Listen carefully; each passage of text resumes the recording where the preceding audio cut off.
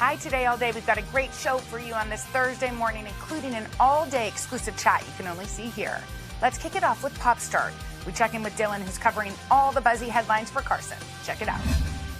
Time for Pop Start, and Dylan is on Carson duty this morning. Good morning, everybody. Let's start with some baby news. Did you hear about this yesterday? Scarlett Johansson and Colin Jost, the couple, officially announced that they welcomed their first baby together after pregnancy rumors grew this week, sparked by comments Jost reportedly made at a stand-up show over the weekend. People magazine confirmed the news yesterday. The Saturday Night Live star writing on his Instagram, Okay, we had a baby. His name is Cosmo. We love him very much. And then he went on to say privacy would be greatly appreciated. For all inquiries, please contact our publicist, Che Thinks. Throwing his weekend update co-anchor Michael Che under the bus with that one. And Johansson is also mom to 7-year-old daughter Rose, who she shares with ex-husband Roman Dariak. Congrats to Colin and Scarlett on the happy news. I feel like during the pandemic, so many people had secret babies. Yeah. You know, you never really knew because we don't see them in person all that much. All right, next up, Rachel Zegler, the star of Steven Spielberg's upcoming West Side Story remake, has our hearts melting with this sweet reaction to a recent gift she received from on-screen musical legend herself, the one and only Miss Barbra Streisand. Take a look at this. There's simply no way that this is real, that this is a real thing that was sent to me. And it has no way. There's no way that she actually, there's no way. No. There's simply no way. Isn't that the reaction we all have? We love her. Barbara's sending Rachel a copy of her latest album, Release Me 2. The card she's holding reads 4R from B. That's all she needs to say. She called her R. Right? Frame it. Just goes by B. So Zegler officially yet to make her acting debut as Maria in West Side Story. And by the way, Streisand's Release Me 2 has just made her the first woman with a Billboard Top 20 album in every decade from the 1960s to now. No surprise. I mean, every album just makes it up there. And finally, Tom Brady. Stop smiling. You're blushing. I don't really care that much. The Super Bowl champ was joined by a very familiar face on the practice field this week. His 13-year-old son, Jack. The Tampa Bay quarterback sharing on Instagram the Buccaneers got a new ball boy this week. He takes his summer job and every rep very seriously, just like his dad. So sweet. Well, it turns out a spokesperson for the Bucs clarified. He told E-News that Jack isn't actually employed by the team, just a very helpful guest at practice. Even still, a good way to spend the final days of summer. And side note, Jack doesn't even play football. He doesn't? He plays soccer. Yeah. But he's probably better than any of us. Yeah. That's very true. Yes, it runs in the family. Dylan, thank you so much. But Hoda, we are ready for your boost. I got one for you. Okay, here we go. A mysterious visitor is making a big splash in a small town in Maine. So it's a 25-foot tall rubber duck with the word joy printed on it. It appeared in Belfast Harbor last weekend. So nobody seems to know where it came from, why it's there. But one thing almost everyone agrees on, they hope that that web-footed fowl hangs around for a lot longer, saying it's making things a little more interesting around here. I mean, I love it. It says joy. I mean, what else do you want? Somebody's laughing really hard right now. Right. Whoever's behind this, you know? Welcome back. Today in the third hour, the gang goes off script. And I mean way off script as they dish on the latest headlines for Overheard on Third. Check it out. Okay, it is time for Overheard on Third, and we all kind of have to be morning people at this point, but there's actually new research that says being a morning person as opposed to a night owl is actually good for you because it gives you a more positive look on the day. It makes you feel like you're just getting more accomplished throughout the day. You're just, overall, I think it's just better for your health, which I agree with.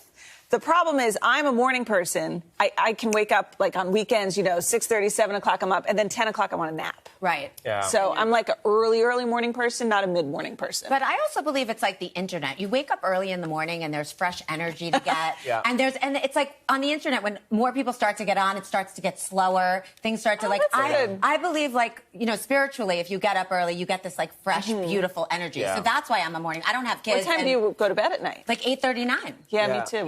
I believe I'm with you guys. I used to be a night owl. Now I go to bed early. I try to, especially when I'm doing the Today Show. But what I found is with kids, if you don't get up before they do, you're not going to have any time to yourself. That's a good point. And so now I wake up an hour earlier than the kids just to kind of do like my morning routine, get the energy going, get the little meditation going, help with breakfast so mom can sleep a little later. That's nice. Yeah, because then mom will help at night when I can get busy too with work and stuff like that. You were a night owl? Were you like out clubbing and dancing? I was listening to like 90s music, grunge music. Yeah. I know there's another side here. I think there's another side, but you can't be a night owl when you have young kids because the next morning it's just the worst. awful. It is the worst. We were just talking about this during the break.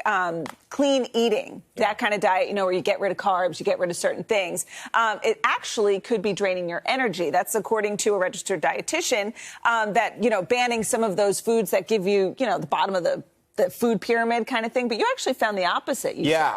So we did the whole 30, me and my wife. And in the beginning, I do agree with this. In the beginning, you do feel a little bit drained. But then you feel amazing. And the last 2 weeks, I've come off the whole 30. And I'm starting to feel sluggish again because I'm not eating as healthy. Yes. So I think at first there's that initial shock when you kind of take things away from your body. But then you feel great. Yeah.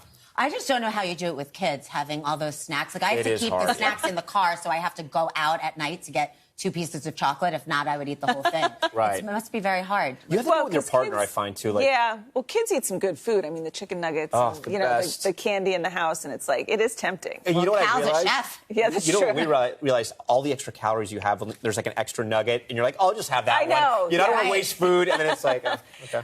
Real quick, you've got a big night planned tonight or tomorrow night? Tomorrow night, and I'm really excited. Yeah, I'm hosting the Angel Ball Summer Gala, which supports an incredible organization, Gabrielle's Angel Foundation, in memory of Gabrielle Rich Awad. She passed away at the age of 27 of leukemia. The gala is in its 25th year and focuses on funding some of the best research in blood cancer prevention, detection, and treatments. We're going to have plenty of fun because that's what she told her mother she wanted, a fun event. So multi-platinum and Grammy-nominated Flo Rida will be performing. So I'm really honored to do that. And seeing it in person. It's my first in-person event. I was joking that I have to wear pants for this one because all the virtual events we've been in sweatpants with blazers. All right, well, good luck with that. What a great cause. Thank you. I'm really grateful. Welcome back. Today on Hoda and Jenna Calling All Readers, we sit down with one of my favorite authors, Megan Abbott, to hear about her newest page-turner, which also happens to be my August book club pick. Check it out. Here's the thing. We both have white jean jackets because they were in our rooms.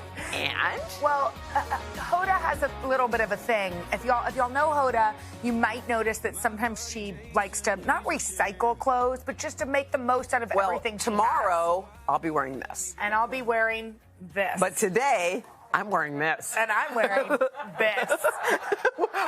we thought we would kind of mess with you, but anyway. And just so we're clear, we had probably enough time for me to change, but Hoda goes, no, where's our jean jackets? And then the exact jean jackets came out. And I know because when Hoda was going to Tokyo, I said, do you want to take my jean jacket? She goes, no, I have this. Look, I have one right here. We have the exact same one. So instead, we just dressed but alike. I think it looks cute. They say we look like we're working at an ice cream parlor or somewhere. Anyway. You know what it is? I'm a little weirded out just by looking at the screen. We're sorry, but we were lazy. By the way, Hoda got to hang out with somebody really cool, and I'm kind of jealous, Hugh Jackman. You know what? I'd never ever met him before. You hadn't? No, and he really is like. If you want to know what Hollywood is, it's like a guy who can dance and sing and act, who's good looking and humble, who's got it all going on. Yeah, but you know what's so funny? What? He's so talented, but he. Like you said, he's humble. He doesn't seem like Hollywood, you know? We're going to share. We had a little conversation with him. Look at this. Oh, arms around each other. Well, my arm was around him. I think he felt compelled. It was like, why is she leaning in so much? But anyway, he's a great guy. He's got a great life. He and his wife have been married, Deborah Lee, for 25 years. She's amazing. I love Deborah. She's the best. Oh, and we would just have to say, hey, down to Carly, down in Virginia. What a clever make it easy tip. We love those easy tips and it's cool DIY, so keep those videos coming to hodaandjenna.com. Yeah, so Colin Jost and Scarlett Johansson, they've just welcomed their first baby together. Yeah, and people were wondering, is it true? Well, Colin confirmed it on Instagram. There was no photo shoot. There was no People magazine cover. This is what he texted. It was a text. This is it. Okay, we had a baby. His name is Cosmo. We love him very much. Okay. He added privacy would be greatly appreciated. And by the way, he directed all of his inquiries to the so-called publicist fellow Weekend Update anchor Michael Che. Is that hilarious? So funny. And by the way, Michael is getting all kinds of requests on his Insta page, and he already changed his bio to Cosmo's publicist. Oh my gosh, so sweet. Cosmo is Colin's first baby. Scarlett also has another daughter with her first husband, daughter Rose. Yeah, 6 years old. Okay, now, Cosmo's a cute name, but speaking of names, a couple of names that used to be wildly popular are no longer popular because of gadgets and things. We're talking about... Yeah, and this was an article in The Atlantic. For example, the demise of the name Alexa. Alexa would turn that thing on if that was real, right? So apparently Alexa has suffered one of the most sharpest declines of any popular names in recent years. Well, you know why? Obviously because of that, Alexa. Because every time you yell for your kid, that happens. Anyway, so I have a friend whose daughter's named Alexa. She's older. She's in her 20s. But, yeah, it became a thing. Well, think about Alexa Ray Joel. No, Alexa. I always wanted to say Billy Ray. Alexa Joel. Alexa Joel. Ray Joel. Billy Joel. Oh, it is Ray Joel. Yeah. I just like the name Joel. Well, no wonder Billy Ray Cyrus confuses me. You like the name Joel. You stopped at Joel? I was done there. Okay. And the same thing happened at Siri. Yes. Sorry, Siri Daly. We have a friend named Siri. Too bad. What about you? Were there any names that you thought about when you were naming the girls? No. No, I didn't. I don't think about that. I mean, I guess I wouldn't have chosen Alexa just because we do have that. Yeah. But I know. And how many times are you like, Alexa, good night? Alexa? I make our kids say please to Alexa. Please, Alexa, please play.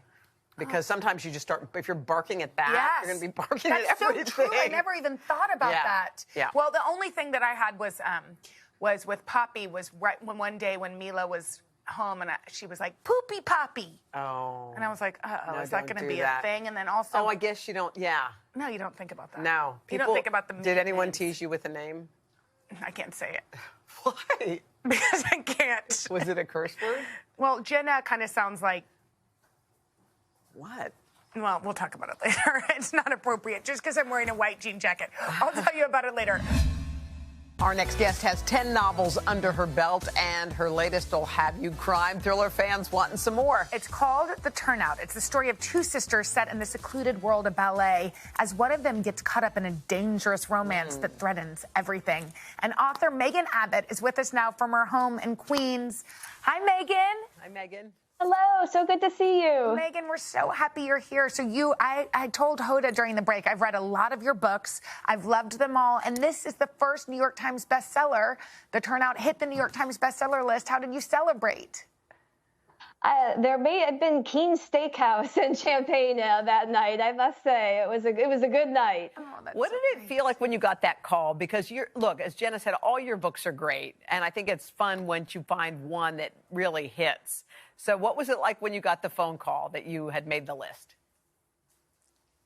I kept saying, "Are you sure? Are you sure?" I wanted to see documentation because it seemed so surreal.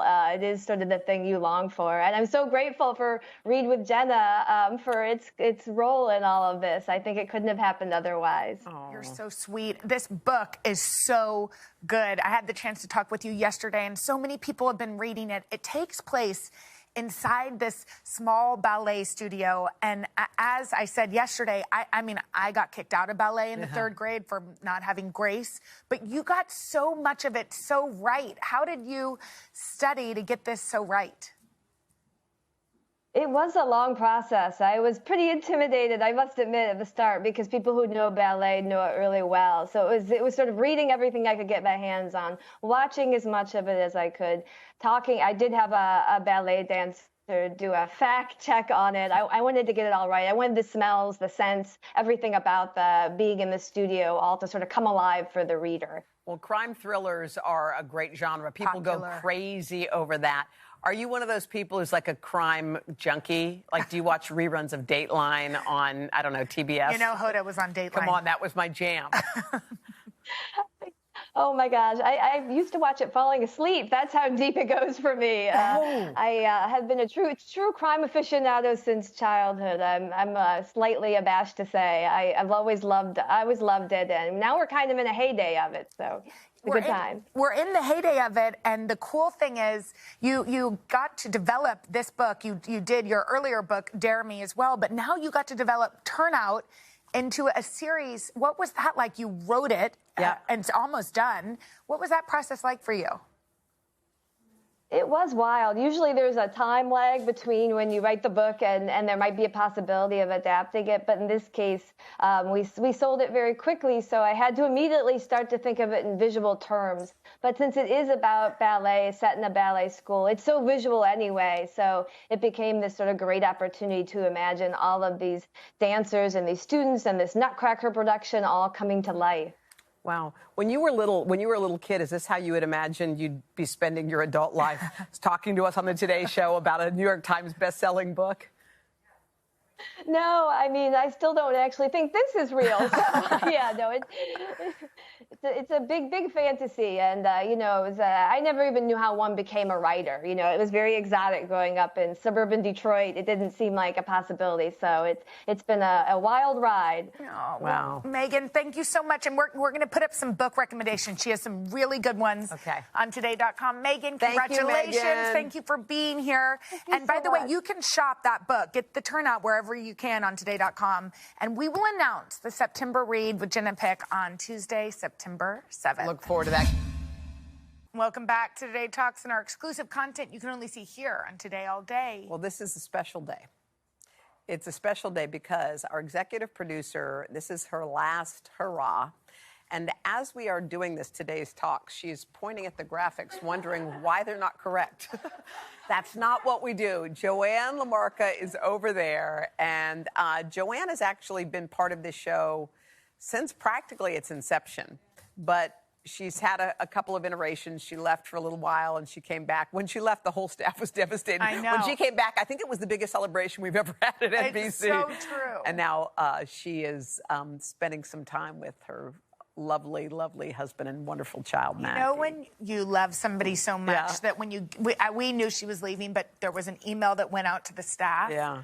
And I was having lunch with my mother-in-law, who does not know Joanne, my husband, my children, and my nieces. And I read Libby's, our big boss's email about Joe leaving. And I just was weeping. And Henry was like, it's going to be okay. But I was like, look what she has done for all of us. But I think it's rare to find somebody who you respect as a leader, but also takes care of your heart. Yes. You don't usually get both. You get one. And most leaders are one of those and not both. And Joe is both. She's in our eye shot, and she doesn't have a mic, and she has a mask on, so she can't come over. But anyway. And also, I know, do you feel like this is like a little toast at your rehearsal dinner?